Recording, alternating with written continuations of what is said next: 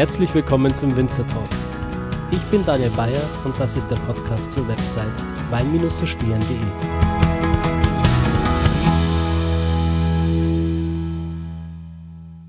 Es ist Zeit für die 6. Episode des Winzer Talks hier auf wein-verstehen.de. Mit dieser Episode beende ich ein Kapitel, und zwar das Kapitel Österreich. Wir haben jetzt 5 Episoden gehört, die im Raum Österreich stattgefunden haben. Ich liebe Österreich, es ist wunderschön dort und ich bin noch lange nicht fertig mit Österreich. Aber gerade hier in Deutschland haben wir Weine, die international auf absolutem Spitzenniveau mitspielen. Ich bin an der Saar, ich bin in Wiltingen und der Gast, der heute mit dabei ist Roman Nowotniczanski vom Weingut Van Volxem. Hallo Roman. Hallo, freue mich sehr. Roman, vielleicht kannst du dich einfach mal kurz für die Leute vorstellen, die dich noch nicht kennen und ein paar Worte zu dir und deinem Weingut sagen. Ja, erstmal vielen Dank, dass ich dabei sein darf. Das ist großartig. Chapeau, bravo, was du hier machst. Also, großartig. Dankeschön. Ja, ich heiße Roman Nowotniczanski, typischer deutscher Name. Nein, mein Vater war ein polnischer Kernphysiker. Das Weingut war eine Flame. Van Volxem ist eine flämische Gründung. Ein Flame, der nach Deutschland emigriert ist, und ein polnischer Kernphysiker, der auch nach Deutschland emigriert ist, war mein Vater. Das Weingut entstand Mitte des 19. Jahrhunderts, typisch für diese Region, als ein Weingut, das aus einer römischen Ruine hervorging. Und ich habe das Weingut gekauft im Jahre 2000 und habe den Anspruch, auch international eines der führenden deutschen Weingüter aufzubauen. Das ist der Grund, warum ich hier bin. Mhm. Der Wein ist dir eigentlich nicht in die Wiege gelegt worden, sondern eher das Bier. Das ist richtig. Ich stamme aus einer Brauerfamilie, habe das Glück, dass ich sehr fleißige, sehr sparsame Vorfahren habe, die mir meine Arbeit ermöglichen. Bei Steillagenweinbau brauchst du erstmal doch einige finanzielle Möglichkeiten, um etwas aufzubauen. In der Liga, in der wir mitspielen, braucht man sehr geringe Erträge, man braucht die beste Technik, man braucht unendlich viele sehr, sehr fleißige Mitarbeiter als Handarbeit. Das heißt, es kostet sehr viel Geld. Steillagenweinbau ist teuer, weswegen wir hier entsprechend ich sehr froh bin, dass ich sehr sparsame und sehr fleißige Vorfahren habe. Mhm. Deine Familie, was hat die damals gesagt, dass du gesagt hast, du trennst dich jetzt mehr oder weniger vom Bier, du möchtest hier in die Weinszene einsteigen? Was haben die gesagt? Wie haben die reagiert?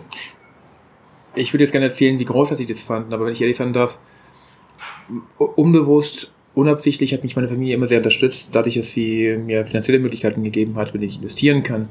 Aber als ich meinem Vater im Jahre 2000 eröffnete, dass ich gerade ein Weingut gekauft habe und es nicht heruntergekommen ist, 3-mal pleite gegangenes Weingut, war er ziemlich entsetzt und hat mich erstmal, also der Spruch rief meine Mutter, also dem Rielise, komm her, dein Sohn ist verrückt.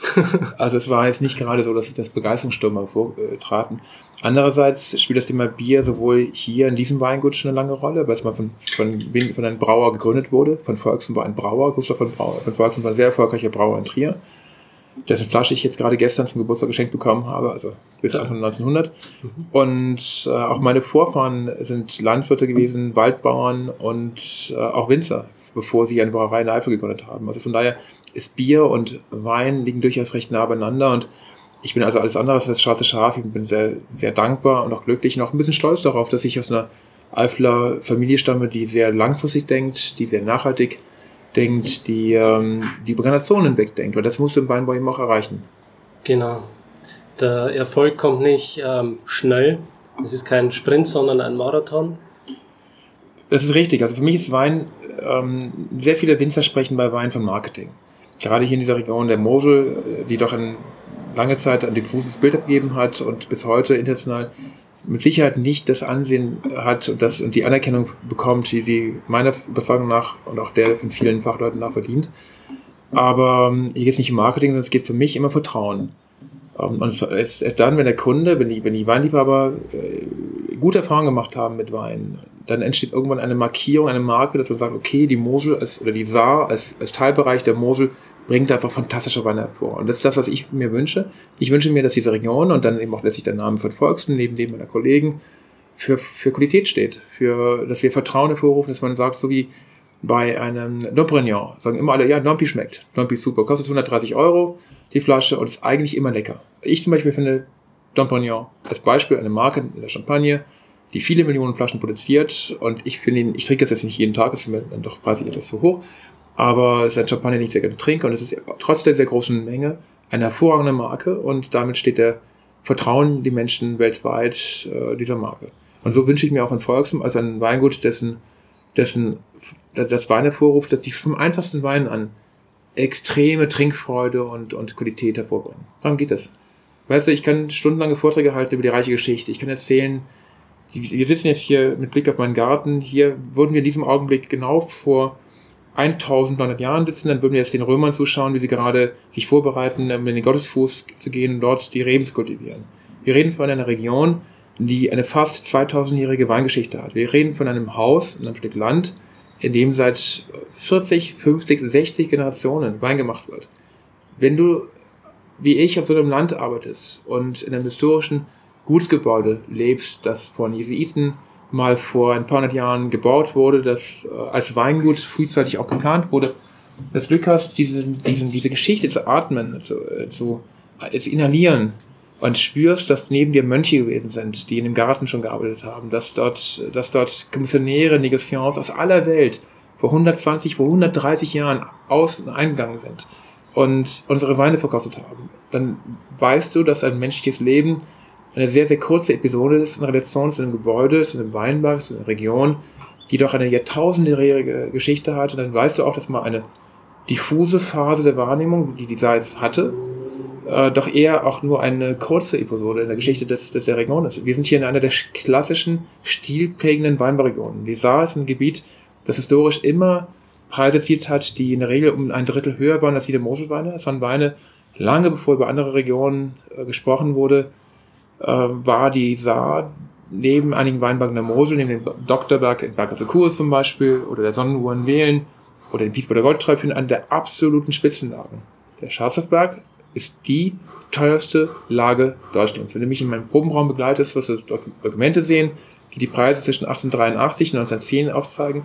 Da wirst du sehen, dass der Wiltinger Schwarzhofberg neben dem Warburger Goldberg und Herrenberg und dem Ockfener Geistberg eine der 3 teuersten Lagen der Geschichte ist. Also mit Lagen meine ich Herkünfte. Das heißt, damit meine ich die Preise, die die Negociants, also die Kommissionäre, die im Auftrag von Hotels, von Luxushotels, Ozean, du musst dir vorstellen, die Titanic oder andere Schifffahrtsgesellschaften, auch Dampfschifffahrtsgesellschaften, die ihre Weinkeller bestückten, kauften diese Weine mit Hilfe von Negociants und Händlern in Trier ein.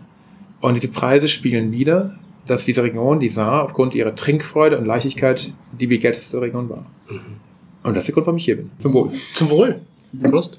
Also ein Interview ohne Getränk, ohne Wein, ohne Riesling ist kaum möglich. Viel Spaß. Stimme ich zu. Prost.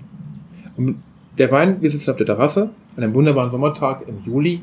Der Wein wird gerade warm im Glas. Und jetzt kannst du in dem Wein etwas erkennen, was mir extrem wichtig ist. Der Wein wird warm und eigentlich könnte man sagen, okay, jetzt wird er doch ein bisschen warm, jetzt wird es schwierig, lass uns doch mal ein frisches Glas nehmen mit kaltem Wein. Einen richtig guten Wein erkennst du daran, dass er auf der Terrasse warm wird und immer noch trinkfreudig ist, nicht nach Alkohol riecht. Und du nimmst ihn in den Mund. Er riecht nach Blüten, Kräutern, reifen Pfirsichen, Aprikosen. Du nimmst ihn runter und dann hat er einen richtig schönen langen Abgang und hinten raus mal das Klack. Und das ist jetzt die kleinen Mineralien, die klickern jetzt gerade deinen Hals hinunter. Und das ist eine animierende Säurestruktur, die immer wieder sagt, trink mich. Und willst eigentlich sofort den nächsten Schluck trink mich. Weißt du, und das ist die Grundlage, warum ich hier Winzer geworden bin. Für mich, bin sehr stark geprägt worden von Egon Müllers Vater. Egon Müller ist ja der Superstar in diesem Ort. In Deutschland, die Ikone für deutschen Wein. Und sein Vater hat mich sehr geprägt. Ich war viele, viele Male, mehrmals im Jahr bei ihm zu proben. Und ich habe auch bei ihm, wie auch bei Manfred Prüm, Gottvater für mich der großen Moselweine, gelernt, dass ein guter Wein eine leere Flasche ist. Sehr einfach. Du kannst einen richtig guten Wein daran erkennen, dass Menschen mit großer Freude diesen Wein schnell trinken, kaum das Glas zurückhalten können und dann einfach aufgrund der Leichtigkeit und der Bekömmlichkeit diesen Wein mit Genuss trinken, fröhlich werden, ohne betrunken zu sein. Und dann, wir hatten vorgestern ein großes Fest, wir haben pro Nase 3,5 Flaschen Wein gebraucht, 130 Gäste, über 400 Flaschen wurden gebraucht. Ich habe von keinem gehört, der am nächsten Tag Kopfschmerzen hatte. Das ist wichtig, dass die Menschen sich wohlfühlen, dass der Körper nicht belastet wird, obwohl sie relativ große Mengen getrunken haben. WHO-mäßig waren wir weit über dem Schnitt und das ist wichtig. Man kennt es ja bei anderen Weinen, dass der immer ziemlich schnell zu Kopf steigt und das hat man bei dem Wein überhaupt nicht. Ich glaube, dass ein großer Wein nicht nur ein sehr trinkfreudiger Wein ist, sondern ein großer Wein ist ein Wein, der dich auch nicht belasten darf. Ein großer Wein ist für mich ist ein großer Wein ein fröhlicher Wein, ein lebensbejahender Wein, ein menschenfreundlicher Wein im besten Sinne. Also ich stelle mir mal als ideale Kunden ein junges Pärchen vor, das eine schöne Flasche Kabinett, Rotschiefer oder Ritterfahrt oder Bockstein Kabinett trinken und die sich verliebt in die Augen schauen und die nötige Kraft bekommen, um danach noch Sport zu betreiben und einfach mit Fröhlichkeit einen Tag abschließen. Das ist für mich das Ideal eines großen Weins, der einfach animiert, der belebt, und der darf nicht nach Alkohol riechen. Also für mich ist ein Wein, der nach Alkohol riecht, problematisch. Alle unsere Weine liegen deutlich unter 12 Alkohol. Ich erzeuge bei einer Produktionsmenge von über 500.000 Flaschen keinen einzigen Wein, der mehr als 12,0 Alkohol hat. Dieses Gebiet hier hat vor 100 Jahren am Hofe zu Petersburg, in den großen Königshäusern in England, in Dänemark und in Norwegen, Schweden, wie auch in den Luxushotels im Kaiserkeller Berlin oder in Königsberg, die Dokumente habe ich alle unten liegen, eine Anerkennung erfahren, die dann zu Preisen geführt hat, sodass die Weine teurer waren. Ein Schafsburger, ein Geisberg in Berlin lag bei 12 Goldmark die Flasche. Kaufkraft etwa 40, 50 Euro pro Goldmark und eine Flasche Lafite aus dem gleichen 1900, im gleichen Jahrgang 1900, lag bei 4 Goldmark. Das deswegen, weil die Weine diese Trinkfreude, diese Leichtigkeit und diese Bekömmlichkeit hatten. Ich würde mich wundern, wenn junge, schicke Menschen wie ihr beide die auch viel Sport betreiben, die auf ihre Ernährung achten, die low carb sich ernähren, nicht auch künftig mehr auf den Alkoholgenuss achten als vielleicht in der Vergangenheit. Und das ist der Grund, warum ich hier bin. Du bist ein Mensch, der wahnsinnig weit herumgekommen ist. Du hast die Welt bereist und auch andere Weinbauregionen dabei entdeckt. War das für dich schon immer klar, dass du an die Saar bist, oder gab es da auch noch andere Anbaugebiete, die dich gereizt hätten? Also wenn ich jetzt ehrlich sein darf, war die Mosel nicht mein erster Fokus. Ich habe lange Zeit überlegt, dann war ich in Chile oder Argentinien, also möglichst weit weg von der Familie. Das hat sich heute geändert. Dann habe ich mich lange Zeit sehr begeistert für Österreich. Ich finde die Genusskultur in Österreich phänomenal. Also ich beneide es jetzt nicht ein Wesenszug von mir, aber wenn ich doch sehe, wie jetzt heute Mittag in den Gärten von Wien, heute Nachmittag in den Heurigen die Menschen sitzen und dort die Weine genießen und dabei eine regionale Genusskultur leben. Oder wie Menschen auch bereit sind, für eine gute handwerkliche Leistung einen fairen Preis zu bezahlen. Das bewundere ich. Oder wenn ich sehe, dass ich in einem Dorf in der Wachau, im Kamptal oder im Burgenland, in einem einfachen Gasthaus eine Top-Qualität von einem Schnitzel oder einem Salat oder was ich Vegetarisches bekomme, das ist immer gut. Und dort einen offenen Wein ausgeschenkt bekomme, der super ist, dann beneide ich die Österreicher darum. Und das hat mich sehr geprägt. So habe ich die Weine der Wachau kennengelernt und habe den Emmy Knoll und den Hirzberger und die Pichlers kennengelernt, den Prager, mich mit Fred Leumer und Michi Moosburger angefreundet, erlebte, wie Österreich nach dem Weinskandal 1983 einen Wahnsinnsaufschwung erlebte, und bin dann zurück in die Mosel, war Student in Trier und war so ein bisschen verunsichert, verwirrt, weil ich mich gefragt habe, wie kommt es, dass die Kollegen, diese netten Leute in Österreich, ich wusste damals nicht, dass ich Winzer werden würde. Ich habe BWL studiert in Geografie und habe mich aber immer mehr für Wein, so wie du auch, bin ich in die Täler gezogen, habe bei Karp und Schubert gejobbt, bin zu vielen Gesprächen bei J.J. Prüm, bei Ernie Lawson, habe die Abende mit Ernie verbracht, habe mich mit den Kollegen der Mosel angefreundet und mich immer mehr gewundert, warum diese Region, die doch ein so großartiges Potenzial, so eine einzigartige Landschaft, die jetzt heute Mittag mit dem Wagen durch die Weinberge fährst in Pietsbord oder Mehring oder die ganzen wunderschönen Dörfer der Mosel anschaust oder hier nach Saarburg, nach Serek, nach Augfen fährst und dir anschaust, wie schön es hier ist. Es ist atemberaubend. Dann verstehe ich nicht, warum diese Region nicht die gleiche Lebenskultur hat wie unsere Kollegen in Österreich. Und das ist schon bis heute, mich wundert es bis heute. Ich verstehe bis heute nicht, warum Leute ihr Geld für dicke Karren ausgeben, Wahnsinnshäuser oder teure Urlaube sich leisten, aber der Kühlschrank ist gähnende Leere, da ist dann nur Discount und Industriewein. Ich würde ganz gerne mal zurückkommen auf den Gedanken, den du eben hattest. Du hast gesagt, dass ich reich bin. Das stimmt. Ich mache den Export komplett alleine, das Verkauf, das geht alleine. Habe das Glück, dass ich in den letzten 18 Jahren meines Schaffens hier sehr, sehr viele Regionen der Welt besuchen durfte. Ganz ehrlich, auch nicht uneigennützig, mir auch mal Weinbauregionen ausgesucht habe. So verkaufen wir inzwischen eine Menge Wein nach Italien, nach Österreich, nach Spanien. Bin natürlich auch in die neue Welt, habe mir Oregon angeschaut, Kalifornien, habe viele, viele Regionen in Argentinien, Chile, Australien, Neuseeland angeschaut. Und das war auch der Grund, warum ich Winzer werden wollte. Ich habe gesehen, mit wie viel Lebensfreude wie viel Genusskultur und Fröhlichkeit dieser Berufe verbunden sein kann, abgesehen von den Mühen und den Qualen und den Kosten und den Risiken, die man eingeht. Aber es ist ein wunderbarer Beruf, der schon, wenn du das Glück hast, dass du im Premium-Bereich mitspielst, auch sehr spannende Menschen kennenlernst. Ich habe das Glück gehabt, dass ich von Frau Merkel schon einen Kaffee getrunken habe, mit dem Bundestagspräsidenten schon zu Abend, dann Haus Lammert mit dem beim Präsidenten zum Dinner eingeladen war, dass ich beim französischen Präsidenten mit meinen Freunden vom Meisterkreis schon zum Abendessen gegessen habe, dass ich einfach das Glück habe, jetzt in 14 Tagen sind wir im spanischen Königshaus, haben ein Dinner im Rahmen des Meisterkreises in Madrid. Du lernst eben auch durch diesen Beruf sehr spannende Menschen kennen oder auch Leute, die völlig unbekannt sind, die nicht einen berühmten Posten, einen Job haben und trotzdem einfach interessant sind, die was Interessantes zu erzählen haben. Wein hat sehr viel mit Kultur zu tun. Das ist Weinkultur. Und Menschen, die nur ein teures Auto kaufen, da mangelt es dann oft eben ein bisschen am Hintergrund, so an der Basis. Also mich beeindruckt nicht jemand mit einem teuren Auto. Ich will wissen, was hat er zu erzählen, was hat er gesehen, was macht er, was verändert er in seinem Leben, welchen Beitrag zu einer besseren Gesellschaft leistet er. Und wir stehen halt hier für etwas, mit dem wir Freude bereiten wollen. Wir wollen Menschen glücklich machen mit guten Weinen. Wir wollen eine Kulturlandschaft pflegen. Wir sehen uns das, deswegen mache ich diesen Begriff der Österreicher so gerne, Weingarten. Das ist ein tolles Wort, weil wir sind keine Landwirte. Ich habe großen Respekt vor Bauern, aber ich komme aus der Eifel. Da musst du Respekt vor Bauern haben, sonst hast du ein Problem. Aber dieser österreichische Blickwinkel der Weingarten, dass ich einen Weinberg wie einen Rosengarten pflege und dann, so ist das, was wir machen und dann über Monate hinweg dann die Trauben heranziehe, dass ich nachher eine tolle Qualität bekomme, das finde ich toll. Das ist das, was wir machen.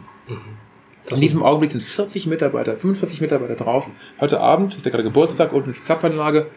Die Australier sagen, it takes a lot of beer to make great wine. Also unten sind noch 2 Fässer Bier, die müssen noch vernichtet werden. Heute Abend wird meine Mannschaft nach der Arbeit sich hier treffen und werden wir heute Abend mal ein paar Fässer Bier leeren. Natürlich auch ein paar Flaschen Spätlese, weil leider meine Mitarbeiter teilweise auch große Freude an Riesling haben. Und dann einige Flaschen auf eine Boxstand Spätlese sicherlich leeren werden. Das wird gerne am besten. An dieser Stelle nochmal alles Gute nachträglich zum Geburtstag. Danke. Umso mehr weiß ich das natürlich zu schätzen, dass du uns heute hier empfängst. Ist nicht selbstverständlich. Du bist total dynamisch, man merkt dein Engagement. Du wuselst hier überall herum und du machst auch ziemlich viel selbst. Wie schaffst du das alles? Auch ich komme aus der Eifel. Ich bin in einer Familie geboren, in der man 7-Tage-Woche hat und ich habe zum Glück sehr viel Energie bekommen. Mein Vater lebt leider nicht mehr, aber ich habe eine Mutter, die ist 80 Jahre alt, die ist jetzt gerade auf dem Weg nach Peru, die fliegt jetzt mit Studiosus, die nächsten Tage klettert die Tempel der Mayas und die Zwischenflotte und ich komme aus der Eifel. Da ist man etwas aktiver. Ich finde Stillstand immer problematisch. Für mich ist so Fernsehen schauen, ich habe jetzt seit 5 Jahren keine Minute Fernsehen geschaut, ist für mich Inbegriff von geistiger Leere. Also keine Aktivität oder das finde ich ganz dramatisch. Ich finde das jedem das seine. Ich finde, jeder Mensch sollte leben, wie es ihm gefällt, aber für mich ist Stillstand Rückschritt. Ich wiederhole nochmal, was ich am Anfang gesagt habe. Wenn du auf einem Gelände lebst, in dem seit 2000 Jahren Weinkultur gelebt wird, in dem Menschen zum Himmel schauen, sich Gedanken machen, kommt dort jetzt der nächste Hagelschlag, wird es zu feucht, bekomme ich Peronospora, so wie vor 14 Tagen, wie kann ich mich wehren, was muss ich machen?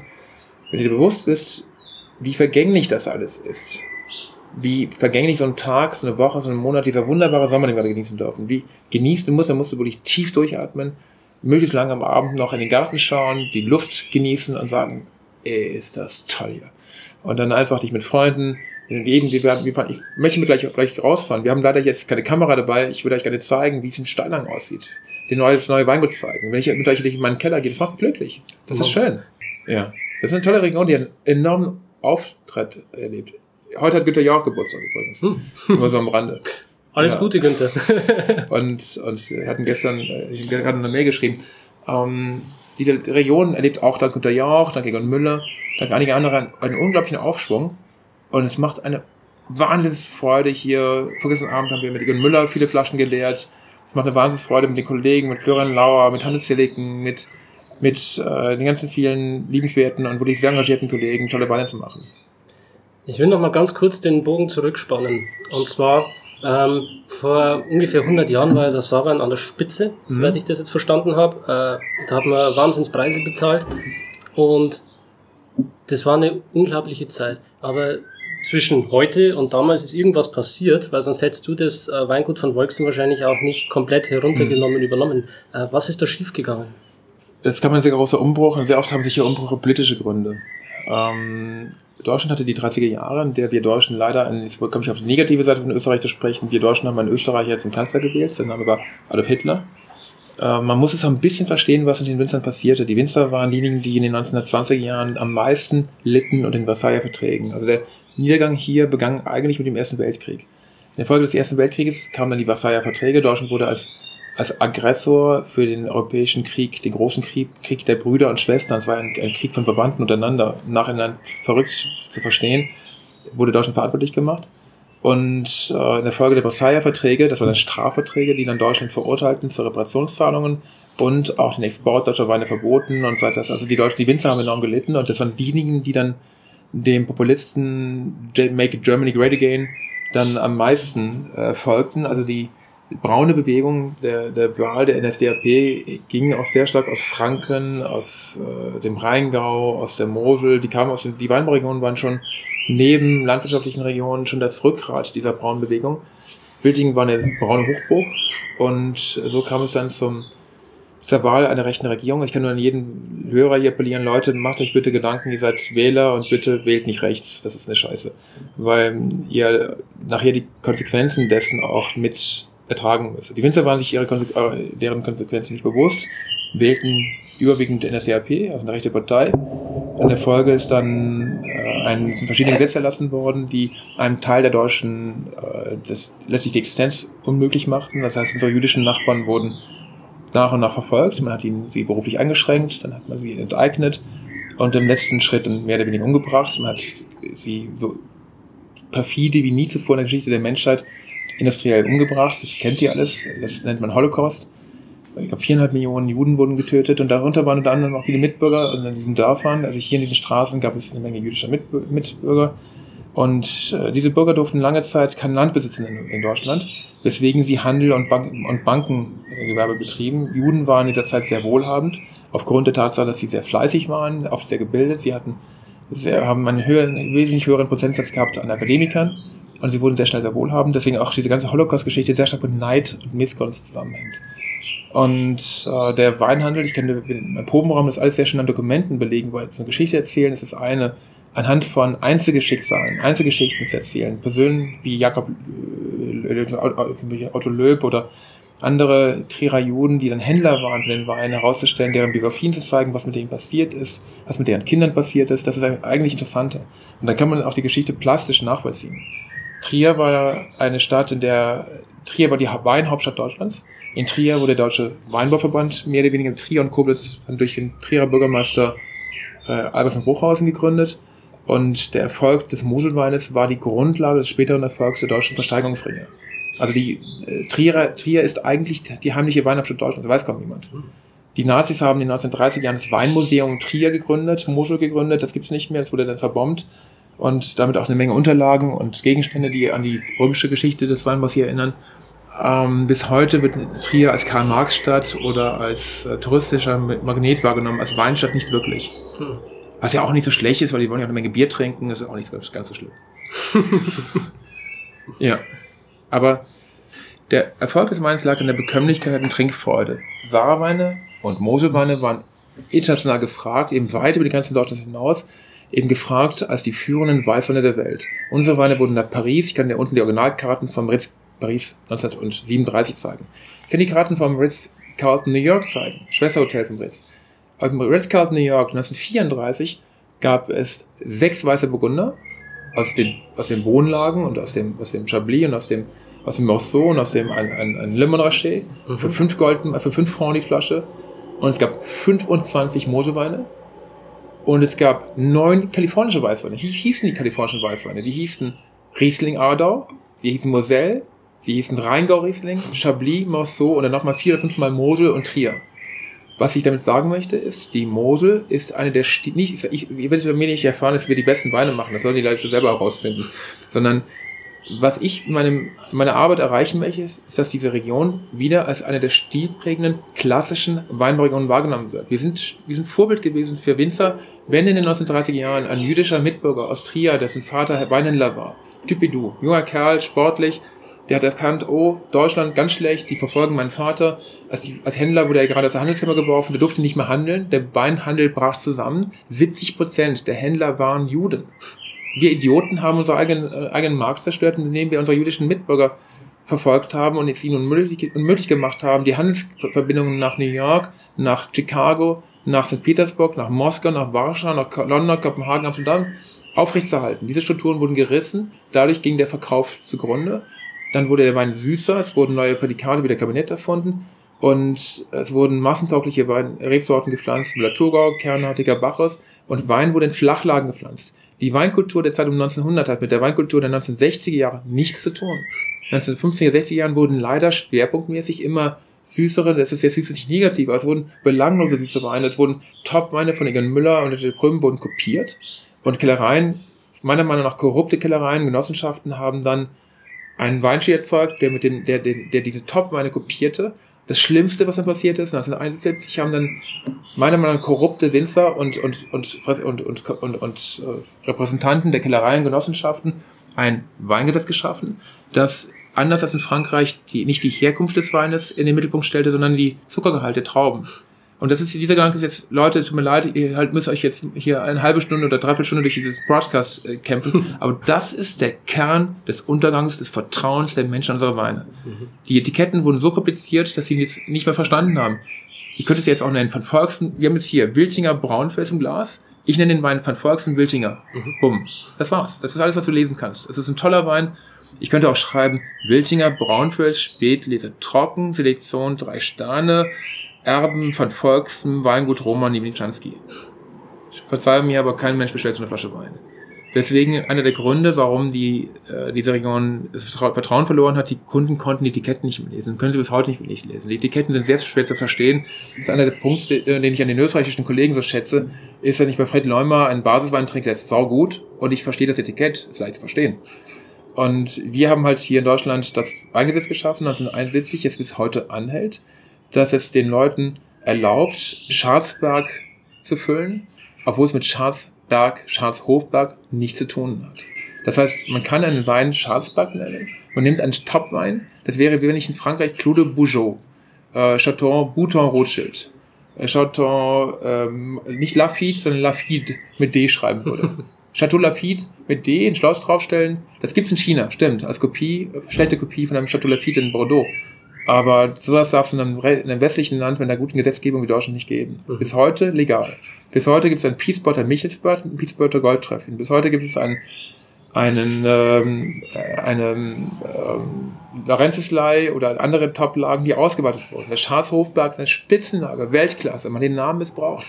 Das darf nicht sein. Du kannst in meinem Probenraum Liebfrauenmilch sehen. 3,5 Hektar, Baumsaft-Liebfrauenstift. Ich weiß nicht, wie viele 1000 Hektar heute die Frauenmilch macht. Ich will jetzt meine Kollegen in Rheinhessen nicht beschimpfen, die Frauenmilch produzieren. Aber ganz ehrlich, ich persönlich halte es für falsch, dass man einen Wein produziert, der einem Top-Namen den Ruf klaut und den Menschen letztlich, inzwischen gibt es mit Sicherheit auch gute Liebfrauenmilch. Ich kenne mich mit Liebfrauenmilch nicht aus, aber Christoph Hammel macht einen ziemlich guten. Es gibt mit Sicherheit sehr gute Liebfrauenmilch inzwischen, aber das hat eigentlich mit dem, was wir hier in Saarweinkultur haben, nichts zu tun. Wir wollen Einzellagenweine haben. Du kannst das hier nicht, weil das Wein heißt so Wiltinger Riesling, das ist eine Top-Lage, das ist bei den Preußen Grand Cru klassifiziert. Steillage, 60 alte Rebstöcke, trotzdem ist es nur ein Ortswein, heißt Wiltinger. Aber das ist das, was wir erreichen wollen. Bei mir muss der einfachste Wein, ein Saarriesling, ein Schieferriesling, ein alte Reben, ein Wiltinger Riesling, das kostet alles zwischen 8 und 12 Euro. Das muss richtig Spaß machen. Und das ist die Grundlage dessen, auf der dann neues Vertrauen entsteht. Ich träume davon, dass in der Region wie die Saar oder nach Name von Volksen Menschen begeistert durch einfach einen guten Wein. Sehr simpel. Man muss jetzt auch nicht reich sein oder was verdienen, um sich so eine Flasche leisten zu können. Wir sind ja im Bereich 8 bis 12 Euro jetzt bei diesem Wein. Dieser Wein kostet jetzt 13 Euro, das ist Wiltinger Riesling. Das ist für die Handarbeit, die dahinter steht. Ich wiederhole, in diesem Augenblick sind 35, 40 Mitarbeiter draußen am Arbeiten. Wir arbeiten komplett organisch, das heißt, es gibt bei uns keine Mineraldinger. Wir bringen 1000 Kubikmeter Humusmaterial aus pro Jahr. Wir schneiden alle Reben von Hand, wir binden alles von Hand, wir betreiben einen gigantischen Aufwand, alle Trauben werden von Hand gelesen, selektiv von Hand. Ja, die Dorfbevölkerung fährt gerade in GTI. Ja, das muss alles bezahlt werden. Und wenn man dann bedenkt, dass der Durchschnittsbürger nur bereit ist, für eine Flasche Wein unter 2 Euro zu zahlen im Discounter, dann ist das eigentlich eine ziemlich traurige Sache. Ja, aber ich bin ganz optimistisch, dass sich ändert. Ich hatte gerade eben einen richtigen Düsseldorfer Jappi hier. Sein Nummernschild Botox, also B-O-T-O, ich habe mich totgelacht. Hast du es gesehen? Das ist witzig. Und typischer Jappi. A8, Audi, schicker Mensch, tolle Frau, wunderschönes Bärchen. Die haben bis vor einem halben Jahr nur Lugana getrunken. Leben dann in der Nähe von Düsseldorf, reisen, kamen gerade von, Capri oder so etwas, reisen durch die Welt, lassen es gut gehen. Für die war Saarwein bisher ein unbeschriebenes Blatt. Und genau diese Leute entdecken gerade unsere Weine. Warum? Sie ist super schlank, macht sehr viel Sport, er auch, er hatte heute Morgen Jogginganzug an, kam gerade vom Joggen. Und die kommen halt mit einem Wein aus dem südlichen Gebiet mit 13,5 Alkohol nicht mehr richtig zurecht. Die haben in Düsseldorf im Lokal meinen Schieferriesling getrunken, oder VV. Also einen meiner einfachsten Weine für 9,90 €. Und die war so begeistert, sie war so von den Socken, dass sie gleich am Abend mehrere Flaschen getrunken haben, sind dann mit dem Taxi nach Hause gefahren. Und sie war völlig überrascht, als sie am nächsten Tag aufwachten, dass es ihnen super ging. Keine Belastung, völlig fit, fühlten sich nicht beschwert. Und das ist, was ein guter Wein erreichen muss. Er muss Trinkfreude haben und dabei darf nicht belasten. Und ich bin davon überzeugt, dass immer mehr Jappis in Düsseldorf, oder nicht nur Jappis, sondern auch einfach nur sympathische Menschen auf dieser Welt, das wiederentdecken, was wir hier machen. Darum geht's. Es geht um Trinkfreude, es geht um Bekömmlichkeit und Trinkspaß. Als du hier angefangen hast, Van Volxem groß zu machen, als du eingestiegen bist, hast du einige Weinberge auch gekauft. Genau. Mich würde interessieren, nach welchen Kriterien du die ausgesucht hast. Wer sich mit Wein beschäftigt und Wein liebt, und das tue ich sehr, wer große Weine trinken möchte, das tun wir hier. Wir lieben große Burgunder, große Bordeaux und große Riesling, der weiß, dass ein großer Wein immer das Spiegelbild der Lage ist. Das ist so wie beim Fußball. Wenn ich nur mittelmäßige Fußballspieler im Team habe, kann ich nicht in der Fußball-WM teilnehmen. Das war in Deutschland ja ein ganz guter Beleg gerade. Chapeau. Eine große Symbol. Wenn man sich die Franzosen anschaut, von denen ich glaube, dass sie in wenigen Tagen Weltmeister werden könnten, dann, ich habe das schon vor einem halben Jahr getippt, dann glaube ich das deswegen, weil die Franzosen sehr, sehr gute Einzelspieler haben. Und das ist wie in einem Börsendepot oder wie eben auch im Fußball. Eine Qualität kommt immer durch das Team, die Mannschaft zustande, die aber wiederum gute Einzelspieler sind. Das ist das, was ein gutes Weingut ausmacht. Die Qualität eines Weingutes bemesse ich daran, welche Lagen es hat. Wenn ich in Burgund ein Weingut besuche, schaue ich mir vorher im Internet an, welche Lagen hat denn der überhaupt egal. Macht das Sinn, da hinzufahren. Und wenn ich sehe, Maurice Denis hat er als Basislage und danach hat er dann noch ein großes Stück Clos de Vougeot, auch gut, im oberen Riegel, toll. Aber dann sehe ich, er hat Bonnemar oder Musigny, oder gute Chambertin-Lagen. Das interessiert mich. Dann sehe ich, das könnte interessant sein, der könnte große Weine machen. Warum? Die Natur bietet ihm die Voraussetzungen, in diesen Lagen große Weine zu erzeugen, weil dann ist es die Kunst des Winzers, durch Fleiß und Sorgfalt in diesen Lagen Top-Weine zu erzeugen. Aber große Lagen, Grand Cru-Lagen, hervorragende von der Natur bevorzugte Lagen sind die Grundlage großer Weine. Ich habe keinen Kellermeister, der ein berühmter Winemaker ist, sondern mein Kellermeister, der Norman Volk, dessen Fleiß in diesen Flaschen drinsteckt, ist zugleich auch der Vineyard Manager. Er ist derjenige, der draußen heute Morgen um 6 Uhr die Mannschaft eingeteilt hat und mit seinen 35, 40 Mann meine Weinberge bewirtschaftet, damit dort große Weine entstehen. So entsteht Wein. Und ich hatte das Glück, dass ich mitten in der Krise hinein investiert habe. Im Jahre 2000 lag der Landpreis hier bei einem Fünftel bis Zehntel dessen, wo er heute steht. Ich könnte mir das Weingut heute nicht mehr leisten, unmöglich, und konnte dann in sehr kurzer Zeit von vielen, vielen hundert Eigentümern Land kaufen. Ich habe ganze Weingüter gekauft, die Flachlagen abgegeben, die Hang- und Steillagen ins Weingut integriert, die Toplagen eben immer weiter verfeinert. Noch immer kaufe und tausche ich Weinberge. Ich verkaufe Lagen, von denen ich sage, sie sind nicht High-End. Und wir wollen immer noch, das ist wie ein Fußballclub, ich trenne mich von 3 mittelmäßigen Spielern und kaufe mir dann einen Ronaldo. Weil ich glaube, dass Ronaldo mit seiner Kunst vielleicht mir die Chance geben könnte, den nächsten Vinum Cup oder Gummio Cup oder was auch immer das ist, in der Blindverkaufssumme zu gewinnen. Weil darum geht es. Blind in einem Glas Begeisterung hervorzurufen. Das war das Symbol.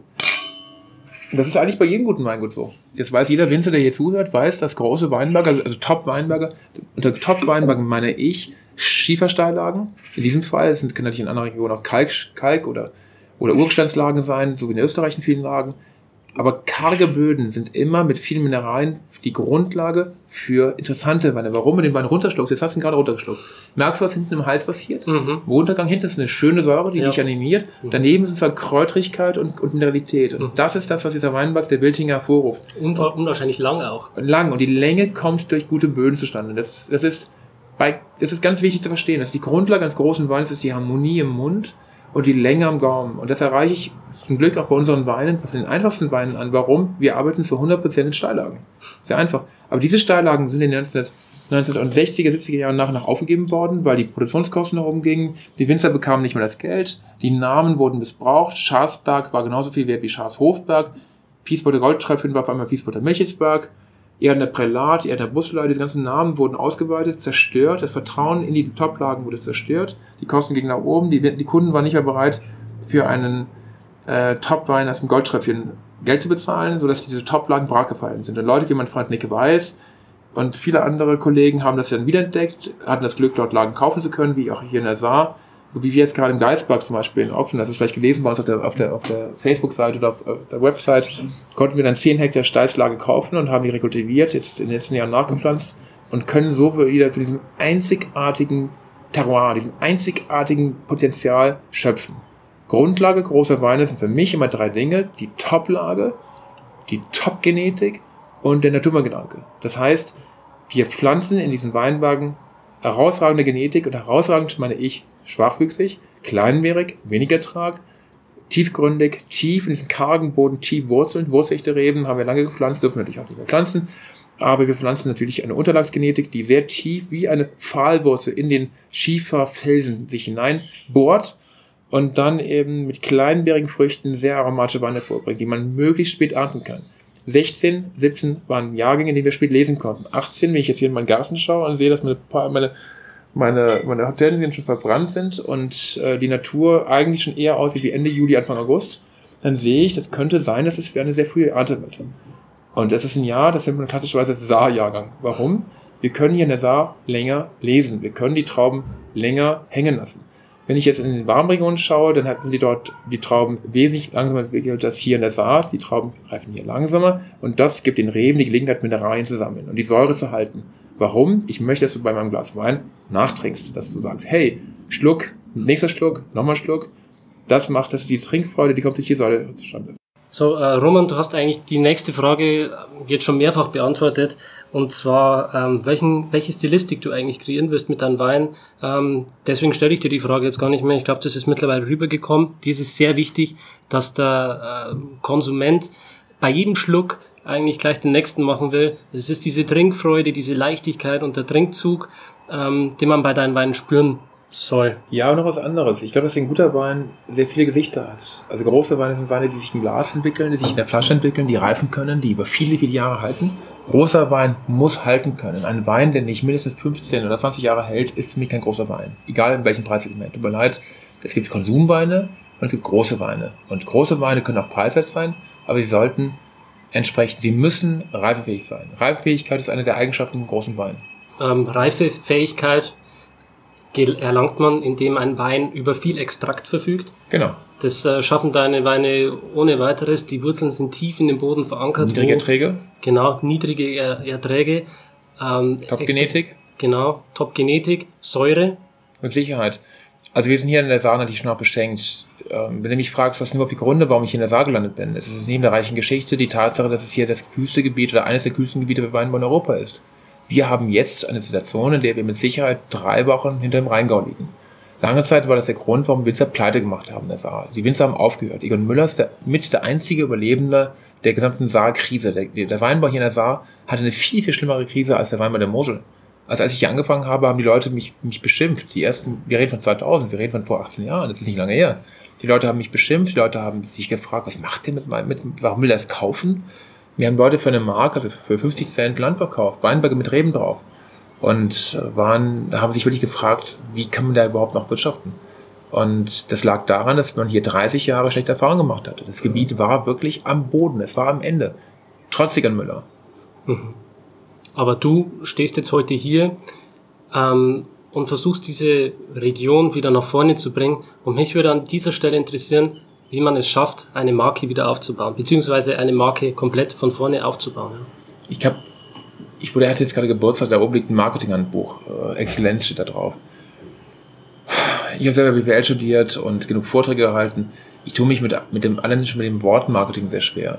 Natürlich ist Marketing, und da ist die Produktpolitik sehr wichtig. Und natürlich ist die Frage, wie gestalte ich ein Etikett, wie spreche ich darüber, wie mache ich eine Preisliste, wie gestalte ich ein Weingut, wie schaffe ich die Kommunikation, ist sehr wichtig. Jetzt, eben weil du gekommen bist, ist mir aufgefallen, dass ich dringend nochmal was bei Instagram machen muss. Also habe ich schnell ein Bildchen gepostet.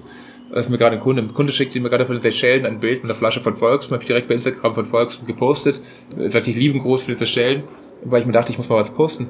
Ich mache hier die gesamte Kommunikation alleine. Ich habe keine Agentur. Ich mache Facebook von Volkswagen Weingut komplett alleine, berichte dort über unsere Arbeit und bin nicht der klassische Winzer, der sich mit Marketing großartig beschäftigt. Ich bin davon überzeugt, dass ein gutes Produkt immer seinen Markt findet. Wir haben keinen Vertrieb momentan, wir haben keine Mitarbeiter für den Vertrieb. Das Weingut mit knapp 90 Hektar arbeitet momentan über Fachhändler und Direktverkauf ohne Vertriebler draußen im Markt. Und wenn ich frage, wie man ein Weingut aufbaut, weiß ich gar nicht, ob ich überhaupt der richtige Ansprechpartner bin, weil ich kann es ja gar nicht genau sagen. Ich bin aber davon überzeugt, dass ein gutes Produkt immer auch seinen Markt findet und das Fleiß langfristig immer belohnt wird. Deswegen plädiere ich bei Verkostung, bei Vinum, Gourmillon, wie soll er heißen, dafür, dass diese Journalisten blind verkosten.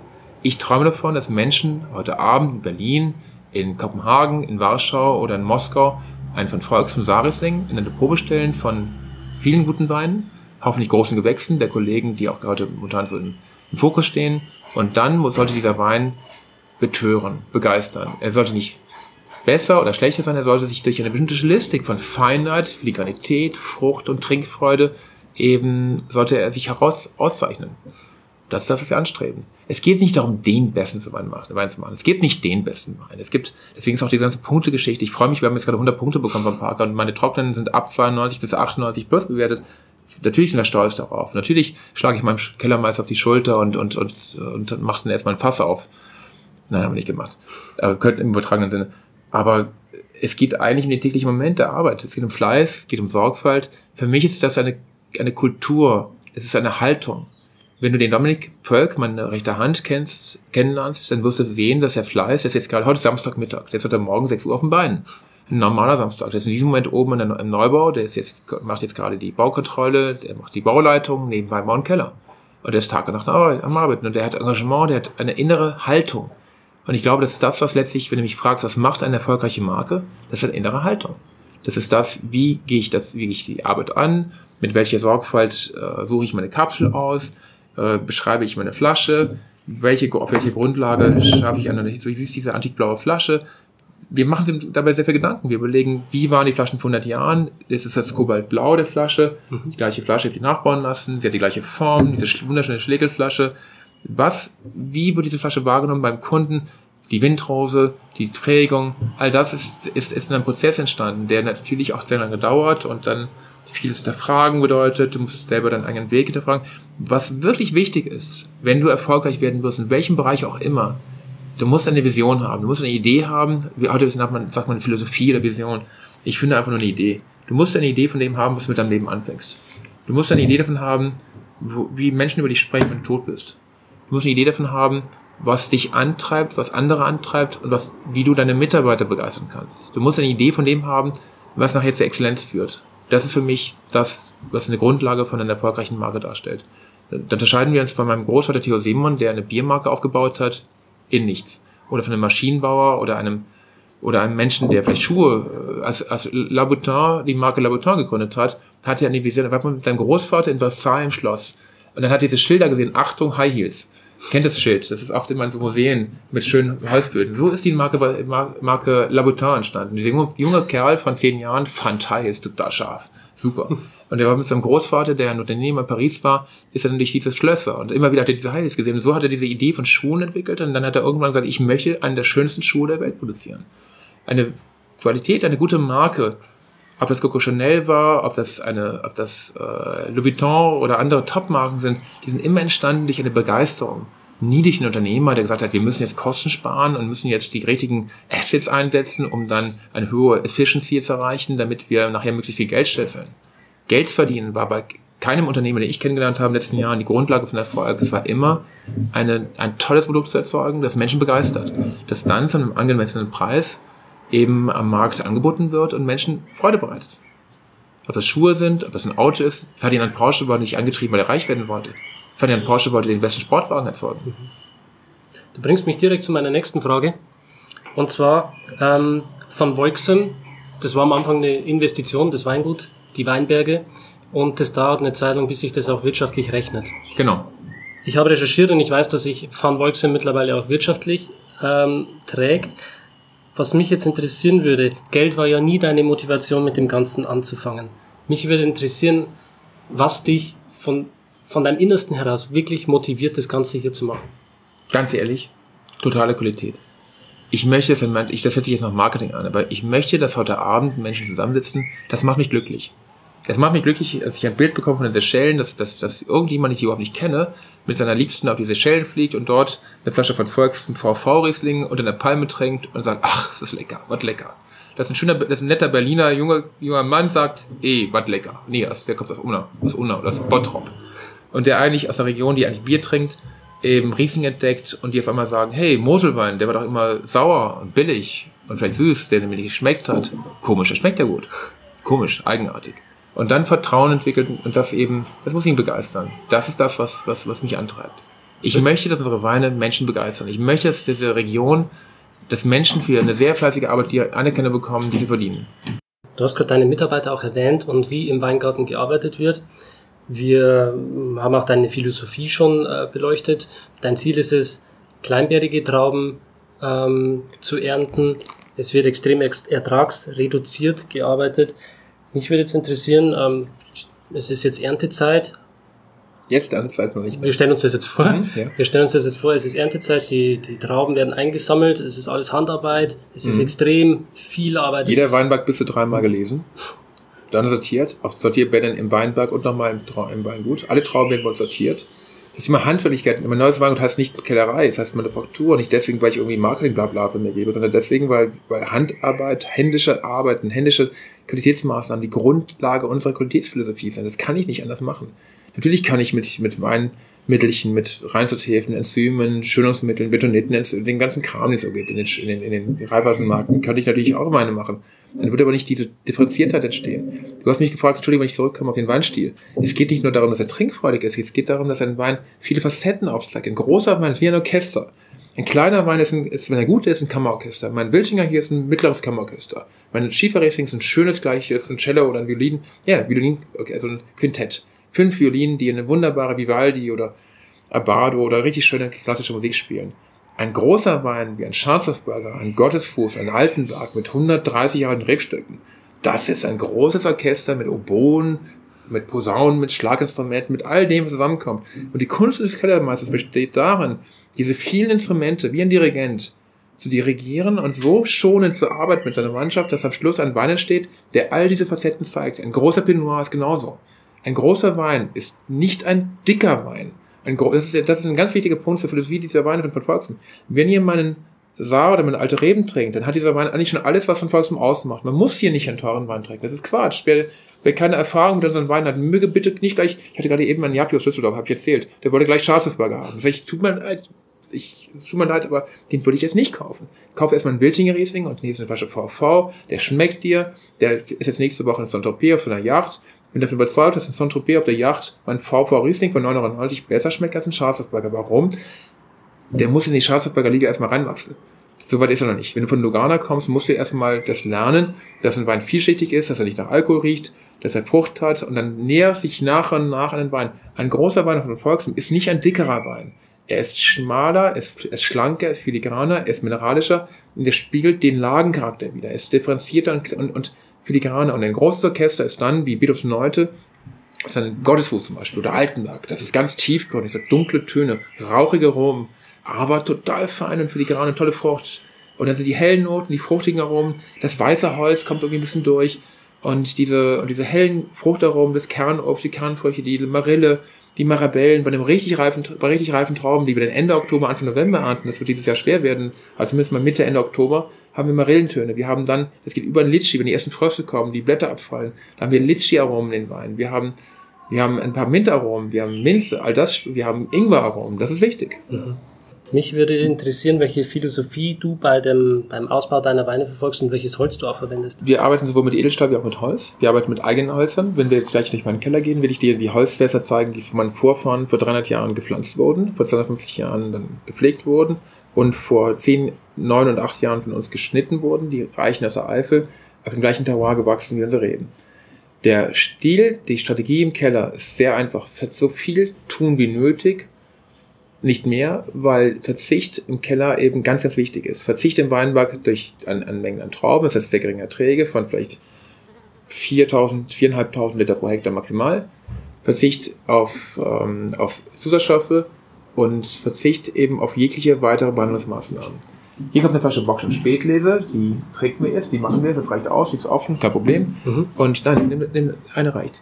Und es geht darum, dass wir einen Wein erzeugen, der den Boden widerspiegelt. Wenn du jetzt diesen Wein in den Mund nimmst und daran riechst, dann wirst du feststellen, dass er nach Kräutern und nach Mineralien riecht.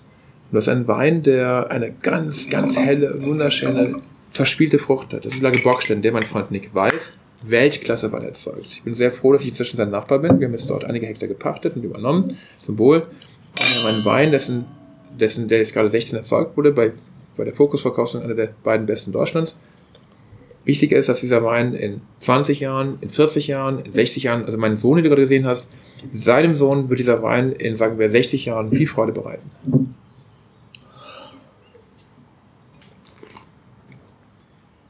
Du hast eine helle Aromatik, keine dunkle. Du hast eine helle Mineralität, eine Fröhlichkeit, es ist nicht trocken, es ist eher fein haben, bis fruchtigen Bereich. Und du hast eben keine schwere Süße, sondern du hast eine helle, eine weiche, eine sehr feine Süße und eine gnadenlose Mineralität und eine super Säure. Die merkst du jetzt, wie die Spucke läuft und wie das merkst du in deinen Hals und sagst, oh mein Gott. Das ist wahnsinnig betörend in der Nase, man will gar nicht mehr aufhören zum Riechen. Das ist Bockstein, das ist die Lage Bockstein, das ist eine Weltklasse-Lage. Und wenn du mich fragst, was ist die Grundlage unserer Arbeit im Keller? Ganz einfach, wir wollen Wein erzeugen, die diese Lage widerspiegeln. Alles wird gemacht, um einen Wein zu erzeugen, der so genau, so exakt, so präzise wie möglich Grundlage schafft, den Wein zu erkennen in der Blindverkostung. Ich habe da unten sehr viele Dokumente liegen. Das kannst du gleich mal in Ruhe anschauen. Ich kann das alles nachlesen, was wir hier machen. Die Weine sind Spiegelbilder ihrer Lagen. Und große Weine entstehen immer nur in hervorragenden Lagen. Es ist ein Wein, wir reden jetzt über Anfang, Mitte 90 Punkte. Das ist jetzt noch kein High-End-Wein, das ist jetzt eine richtig gute Spätlese, die aber eben Menschen begeistern soll. Auf meinem Fest vor 2 Tagen wurden, glaube ich, alleine von der Spätlese 60 Flaschen getrunken. Und das ist leicht, das hat 8 Alkohol. Es gibt keinen Wein auf der Welt, der so viel Trinkfreude hervorruft und so leicht ist wie ein Saarwein dieser Qualitätsstufe. Egon Müller ist der Superstar aufgrund der Tatsache, dass solche Weine in der Perfektion hervorruft. Die Kunst ist es auch, und was euch auszeichnet, glaube ich, ist, es Weine zu erzeugen, die trotzdem, dass sie so wenig Alkohol haben, so viel, so dichten und so extraktreichen Geschmack hervorrufen. Ja gut, das kommt von alten Rebstöcken. Das hier sind 100 Jahre alte Rebstöcke. Das hat immer nicht jeder. Wir roden keinen alten Weinberg. Wir glauben an den ewigen Weinberg. Ein alter Weinberg wird bei uns nachgepflanzt. Da werden die Reben war heute Morgen im Gottesfuß. Ich habe ein paar Reben gesehen, die jetzt gerade sterben, die vertrocknet sind, die ausfallen, die werden nachgepflanzt. Das ist der ewige Weinberg. Das ist wie in Burgund auch ein Spitzenweingut. Das ist die Grundlage von sehr guten Weinen. Nicht einfach den Weinberg wegmachen und erneuern. In diesen Terroirs, in solchen Steißlagen, das ist ja ein riesiger Aufwand, auch einen Weinberg dann neu zu pflanzen. Ist das nicht lecker? Schade, dass wir jetzt kein Liquid Broadcast haben, mit dem man es jetzt zeigen kann. Das ist zum Wohl, lass dir schmecken. Zum Wohl. Siehst du, ein Glas ist leer. Bumm. Ja. Sind wir betrunken? Nein. Es ist Samstagmittag auf der Terrasse. Wir haben jetzt gerade das 3. Glas Wein getrunken und wir haben Spaß. Und wir beide werden heute noch Sport machen. Ich werde heute Abend mache ich meine 3 Stunden Fitness. Gehe noch eine lange Strecke laufen und mit dem Fahrrad und dann gehe ich noch schwimmen. Und fühle mich nicht beschwert. Ich habe gleich noch eine große Gruppe. Großer Wein ist nicht beschwerend. Großer Wein animiert dich, er macht dich fröhlich, er regt die Geister an und er macht einfach nur Freude. Öffnet dich fürs Leben. Ja, das ist etwas sehr Wichtiges. Was wir erreichen wollen, ist was Schönes, etwas Gutes, etwas Wahres, ist etwas freudebereitend. Im Vergleich dazu, wenn man sich jetzt die Historie dieser ganzen Gegend nochmal anschaut und wie unglaublich alt das Jahr das ist. Selbst ein Rebstock mit 100 Jahren ist im Prinzip nichts im Vergleich zu dem, wie alt die Region hier ist. Bist du trotzdem nur einen gewissen Zeitraum hier. Klar. Ein Winzer, ich weiß nicht, wie viele Jahre du jetzt hier noch hast, lass es 15, 20 Jahre noch sein. Hoffentlich. Was ist dein Ziel, dein absolutes Ziel in diesem Zeitraum von 15 bis 20 Jahren jetzt noch zu erreichen? Und was willst du der nächsten Generation mitgeben und was erwartest du von der nächsten Generation? Das ist eine gute Frage. Respekt. Mein Ziel ist es, dass ich mit meinen Freunden, Herde Zilliken, Florian Lauer und vielen anderen, Anna Reimann und vielen anderen Kollegen, es schaffe, dass die Saar als absolutes Spitzengebiet wieder wahrgenommen wird. Vor 100 Jahren war die Saar, mit Saar meine ich die untere Saar von etwa 800 Hektar zwischen Serg und Konz. Also es ist nicht Saarland, es ist Rheinland-Pfalz. Und ich träume davon, dass das Gebiet hier wie das Côte-Rôtie der Rhone wahrgenommen wird. Dass wir hier, die Rhone ist ein tolles Gebiet mit wunderbaren Regionen, aber da gibt es die Côte-Rôtie oder Hermitage, La Chapelle, da gibt es ein paar Top-Lagen. Das ist halt die Saar. Wir sind ein Stahllagengebiet, hier gibt es keine Flachlagen, reine Stahllagenregion. Das kühlste Gebiet, die Trauben am langsamsten reifen, in solchen heißen Jahren wie 18 ein Traum. Mein Traum, mein Wunsch, meine Vision ist, dass die Menschen in den Restaurants und in den Weingeschäften, bei Mövenpick und Dallmayr in München und bei Garibaldi in München und im KaDeWe in Berlin, wie gerade vor ein paar Wochen, ankommen und sagen, Saar kenne ich nicht. Was ist denn das? Und dann trinken die eine Flasche Riesling oder probieren ein Glas Wein bei mir am Stand. Ich habe dort Stand gemacht. Ich habe quasi meine Weine präsentiert im KaDeWe. Macht Spaß, muss man auch mal machen. Interessant, bleibt eine Menge. Mal mit Kunden sprechen, gar nicht so schlecht. Eben nicht nur auf dem Thron sitzen und sich feiern lassen, sondern einfach mal Streetwork machen. Und dann merke ich erst, wie wenige Menschen die Saar kennen. Und dann probieren die so einen Saar-Riesling und sagen, oh mein Gott. Und dann kaufen die eine Flasche und eine Woche später bekomme ich im Weingut einen Anruf und dann sagt jemand, ich habe doch Ihren Wein in Berlin getrunken. Sowas Tolles, wo kann ich den bekommen?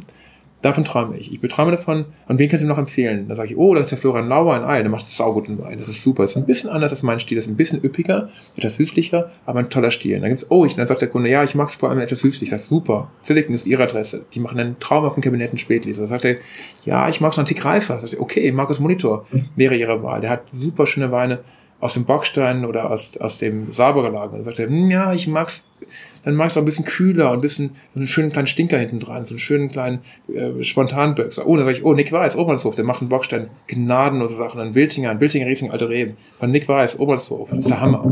Dann sagt er, ich habe ein ganz dickes Portemonnaie und ich möchte meiner Frau zum 40. Geburtstag einen richtigen Traumwein schenken. Sag ich, wunderbar, Spätlese, Egon Müller, kostet nur 80 Euro oder 60 Euro die Flasche, ist ein Hammer. Das wird ihre Frau glücklich machen. Oder von Otegrafen. Schau mal, wir haben hier eine hohe Dichte an Spitzenweingütern. Das erlaubt mir die Vision, dass ich davon überzeugt bin, dass wir eine neue Klientel ansprechen, die sich für diese Region begeistert. Und die uns das Vertrauen schenkt, dass wir große Weine machen können. Das ist meine Vision. Dass die Saar in einem Atemzug mit Qualität wahrgenommen wird. Davon träume ich. Und was war die andere Frage? Die habe ich schon wieder vergessen. Was du von der nächsten Generation erwartest? Ich erwarte von meinen Kindern oder von den späteren Eigentümern dieses Weingutes, wenn ich nicht mehr da bin, was hoffentlich noch ein bisschen dauern wird, dass sie die Weinberge mit Respekt behandeln, dass sie Tag und Nacht dafür kämpfen, dass hier große Weine entstehen, dass sie ihre Kunden und deren Bedürfnisse sehr ernst nehmen, dass sie ihre Mitarbeiter respektvoll behandeln und dass sie mithelfen, in ihrem guten, engagierten Team etwas ganz Großes entstehen zu lassen. Ihr habt jetzt gerade meine Kinder kennengelernt, ich habe wunderbare Kinder, 3 Traumgestalten, eine Tochter, 2 Söhne. Wenn mein Sohn mir irgendwann sagen sollte, Papa, ich finde Schuhe toll, wie Louboutin, ich finde Schuhe toll. Weinbau finde ich ein bisschen doof, das ist so anstrengend, macht man sich schmutzige Hände, musst du früh aufstehen, hast Risiken, es kostet viel Geld, anstrengend. Aber Schuhe finde ich toll, sag ich, Schatz, kein Problem. Aber dann erwarte ich von dir, dass du den besten Schuhladen auf der Welt aufbaust. Was ich schrecklich finde, ist Mittelmaß. Egal in welchem Bereich. Wenn jemand einen Kuchen backt, dann soll er einen Weltklasse-Kuchen backen. Wenn man Abendessen, wie heute Abend will ich hier kochen mit Freunden, dann muss das richtig gut sein. Wenn man Bier produziert, muss es das beste Bier sein. Ich erwarte jetzt vielleicht nicht das allerbeste, aber ein gutes unter den besten. Das war der Spruch meines Großvaters. Abends fit, morgens fit. Finde ich cool. Und ein gutes, ein bekömmliches, ein leichtes, ein aromatisches, ein trinkfreudiges Bier, das Freude bereitet, das glücklich macht. Ich erwarte von den Menschen in ihrem Beruf, dass sie Freude bereiten. Und wenn meine Kinder das nicht wollen und sich das nicht in der Lage fühlen oder lieber Anwalt werden oder Notar und einfach sehr viel Geld verdienen wollen in sehr kurzer Zeit, dann sind sie im Weinbau falsch. Und dann werde ich das Weingut verschenken, verkaufen, keine Ahnung, kriegt jemand anderes das Weingut. Da bin ich recht streng drin. Also ich erwarte von der nächsten Generation, dass sie die Dinge mit Respekt, mit Engagement und mein liebstes Wort, Leidenschaft. Leidenschaft heißt für mich, leiden können für etwas, richtig leiden können und auch weinend auf der Terrasse stehen, wenn es regnet im Herbst, dann sagt man, oh Mann, so viel Arbeit für die Katz, jetzt haben wir uns so angestrengt und jetzt die Trauben gehen gerade kaputt. Dann auch wirklich leiden können und im nächsten Augenblick, nächsten Morgen sagt man, okay, ist so ganz so schrecklich, wie es gestern aussah, ist doch nicht, da hängen noch eine Menge richtig gute Trauben, lass uns jetzt richtig Gas geben, anstrengen, richtig draufhauen, das kriegen wir hin, das kriegen wir gerockt. Und dann mit einer guten Mannschaft den Weinberg rocken und dann schaffen. Und das ist Leidenschaft. Du magst nicht nur großartigen Wein, sondern du hast auch die wahnsinnige Fähigkeit, meine Fragen vorauszuahnen, weil die nächste Frage wäre eigentlich gewesen, welche 3 Tugenden du deiner nächsten Generation mitgeben willst. Und du hast es gerade schon beantwortet. Respekt, Leidenschaft und Engagement. Weißt du, da kommt noch ein Punkt hinzu, den ich als Demut bezeichnen würde. Sehr viele der Zuhörer glauben, dass eine erfolgreiche Marke oder eine erfolgreiche Firma sehr viel mit Marketing zu tun hat. Mag sein. Ich kenne jetzt das Wort Marketing für mich eher ein Fremdwort oder teilweise auch ein Schimpfwort. Ich glaube, Demut, das ist sehr, sehr wichtig. Die Dinge ernst nehmen. Achtsamkeit. Die Menschen, dein Umfeld, deine Kunden, den Lieferanten dieser Etiketten, das ist ein sehr guter Drucker, sieht toll aus. Aber die Dinge mit Respekt behandeln und Demut auch zu erkennen, dass man die Welt wahrscheinlich nicht doch verändert. Man muss versuchen, die Welt aus den Angeln zu heben. Aber daran arbeiten, dass man etwas Außergewöhnliches schafft, finde ich sehr wichtig.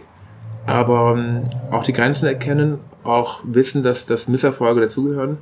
Ich habe schon unendlich schreckliche Misserfolge erlebt, die wehtun. Und das immer wieder als eine Prüfung wahrnehmen. Was ich mag, ist diese amerikanische Haltung, to fail better, to fail the best. Scheitern, besser scheitern, am besten scheitern. Und jeden Misserfolg und jeden Niederschlag und jeden Verlust als eine Chance wahrzunehmen, eben Krise zu sehen als Chance. Und dann Gas zu geben und was Neues zu schaffen. Das finde ich wichtig. Phönix aus der Asche. Weißt du, Weinbau, du präsentierst ja meine Kollegen hier in deinem Podcast, dass das glücklich ist und die präsentieren sich von der besten Seite und die Weine schmecken gut. Das ist immer so eine Sache, die ist immer das Positive. Leider werden die Gewinner auch präsentiert, aber selten die Verlierer. Und sehr viele Branchen haben eben nicht nur einen Gewinner, sie haben eben auch sehr viele, die Mühsalen, die Qualen erleben. Ich habe von vielen Winzern Weinberge gekauft, die gescheitert sind. Das ist nicht witzig. Und diese Dinge mit Respekt behandeln, Menschen mit Respekt behandeln, die auch vielleicht es nicht geschafft haben, Mitarbeiter mit Respekt behandeln, den Erfolg als Chance, aber nicht als automatisch gegeben anzusehen. Und eben auch sich bewusst zu sein, dass dieser magische Moment in diesem Augenblick auf meiner Terrasse ein sehr vergänglicher Moment ist. Und dieser Schluck, den ich jetzt im Glas habe, der ist gleich, da freue ich mich drauf. Das ist halt das Bockstein Spätlese, das ist 2016, das ist so geil, das ist so gut. Das ist so gut. Pardon, meine Wortwahl. Aber dass man das einfach in diesem Augenblick sich verinnerlicht, wie toll das ist. Ja. Dass man bewusst, das fängt bei mir morgens im Duschen an. Heute Morgen hat geduscht um 7 Uhr, toll. Und dieses Wasser aus der Dusche und das ist kalte Wasser, das macht glücklich. Und bewusst dieses Glück wahrnehmen zu können, dass es ein toller Moment ist, dass ich beschenkt bin in diesem Augenblick, mit guten Typen auf der Terrasse zu sitzen und ein tolles Glas Wein zu trinken. Das ist ein toller Moment. Wein für alle Sinne. So ist es. Cheers. Ja. Das Problem dieser hauchdünnen Gläser ist, dass sie nicht so gut klingen wie maschinengemachte Gläser. Das ist mundgeblasen. Die habe ich auch zu Hause, die Säulen. Ja, die sind toll. Die sind Wahnsinn. Super. Gerade welche bestellt. Ein großer Wein braucht immer ein sehr feines Glas. Ein sehr dünnes Glas. Der soll ja den Wein in den Mittelpunkt stellen, nicht das Glas. Richtig. Oh, ist das nicht gut? Das ist fantastisch. Mein Bruder ist Brauer, der hat mich gestern gefragt, ob man lecker sagen darf. Gestern Abend hatte mein Bruder Geburtstag, wir haben miteinander Geburtstag. Klar, und da gab's einen Volkswein zum Abendessen. Und da fragte er mich auch tatsächlich, ob er lecker sagen darf. Er hatte dann Ritterfahrt Kabinett und das ist für mich ein Kabinett, ein Inbegriff von einem leckeren Wein. Ja. Und das sage ich, klar, das ist die höchste Form der Auszeichnung, die wir erreichen können. Das ist über 100 Punkte. Da machen sich auch viel zu viele Menschen, viel zu viele Gedanken, wenn es ums Thema Wein geht. Ja. Du hast, da will ich jetzt nochmal ganz kurz einhaken, vorhin erzählt, wie vollgepackt manche Etiketten sind mit Fachbegriffen und irreführenden Erklärungen. Und ich glaube, das führt auch dazu, also das ist nur ein Aspekt davon, aber ich glaube, dass das unter anderem auch dazu führt, dass die Menschen Wein als etwas Mystisches wahrnehmen, etwas, was extrem kompliziert ist, was man nicht begreifen kann und dadurch auch den Einstieg zum Thema Wein überhaupt nicht finden. Auch die Winzer haben dazu beigetragen, mit ihrer Sprache, eine Art Geheimsprache, eine Weinbeschreibung, die nicht nachvollziehbar ist. Und also ich finde, wenn jemand mich anlächelt und sagt, boah, ist ja lecker, das ist eigentlich die höchste Auszeichnung. Das heißt aber nicht, dass er einfach ist, auch wird das dann als primitiv wahrgenommen, das ist es nicht. Ein großer Wein, ein richtig großer Wein, wir hatten gestern Abend 82 Gröler raus aus dem Magnum. Ey, das ist so lecker. Wahnsinn. Das trinkst du innerhalb von einer halben Stunde. Wir reden von der Magnum, die verdammt.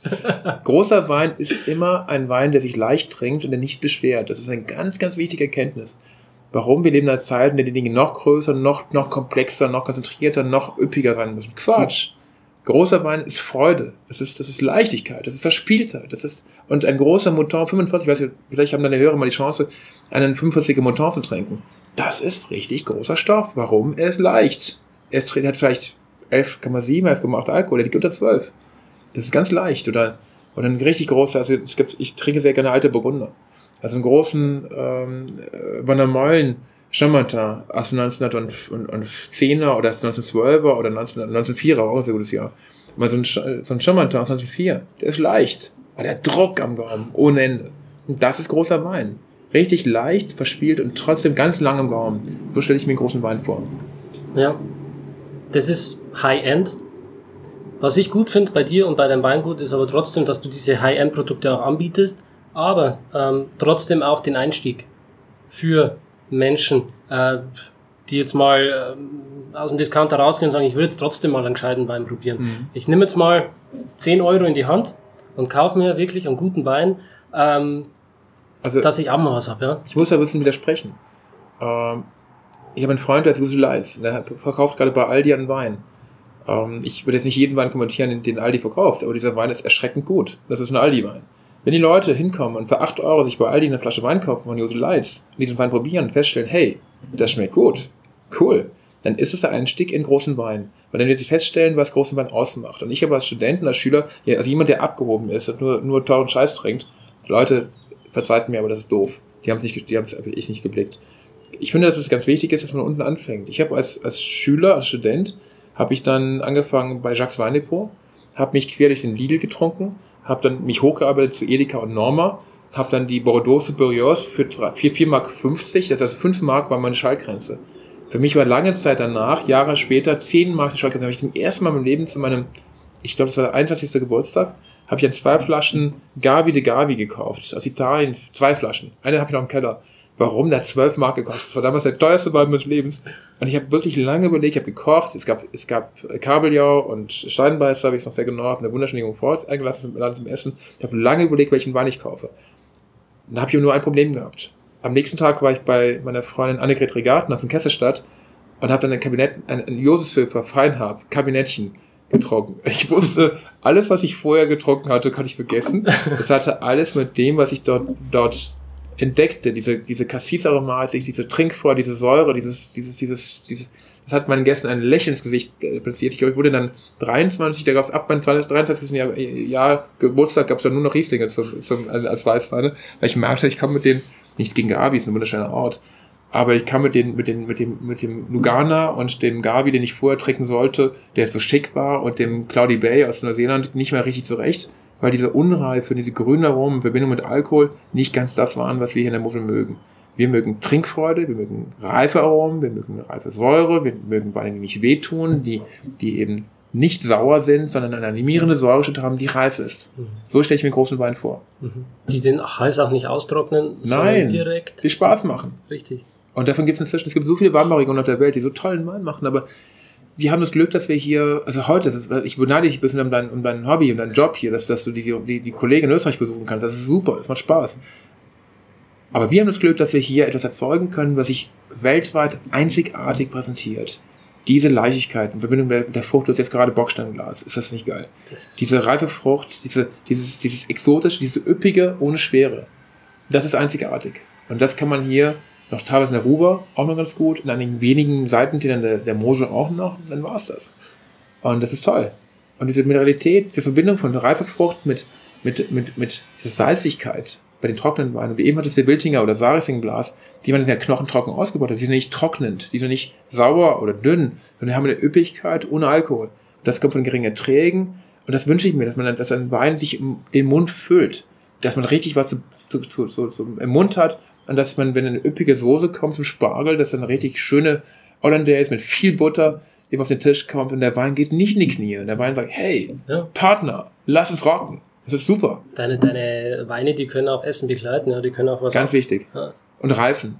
Und dann gereift wir hatten gerade vor ein paar Tagen einen Gast, der mir ein Kunde von mir hat mir 2003er Sarisling, den habe ich seit 10 Jahren nicht getrunken, mitgebracht. Der Wein war traumhaft. Ich dachte, das wäre Löwenstein. Ich habe mir auf Löwensche getippt. War dann verfolgsen. Ja. Gut. Hast du noch eine Frage? Nö. Das soll es eigentlich an dieser Stelle gewesen sein. Vielen Dank, Roman. Danke euch. Danke dir. Schreibt mir auf Instagram. Ich freue mich über jede Nachricht, die ich dort kriege und über eure Empfehlungen, über eure Tipps. Dieser Podcast lebt von Kommunikation, vom Austausch und habt einfach viel Spaß mit diesem Podcast und teilt es. Besucht die Weingüter und Dienstag und fragt uns die Löcher in den Bauch. Wir freuen uns.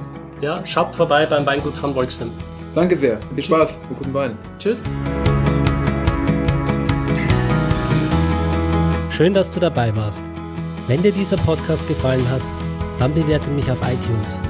Wenn du Fragen hast oder mehr Informationen zum Thema Wein suchst, dann schau auf meiner Website wein-verstehen.de vorbei. Bis zum nächsten Mal.